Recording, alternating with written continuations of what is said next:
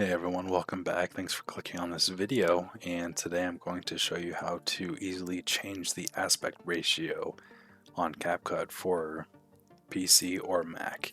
So once you have Capcut open and you have your video in there, for example, I'm just using a one from the Capcut library, and so right here on the bottom right of the video, you should see a little ratio button. Go ahead and click on that, and you can see all the different sizes, and you can even customize it to however you want.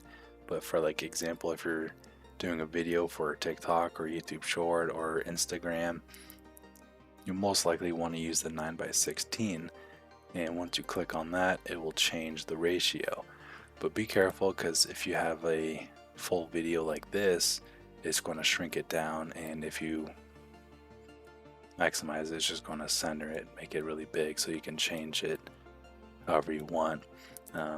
If you want to change it back to like 3/4, or if you want to go back to 16:9, everything's, we're gonna have to shrink it again.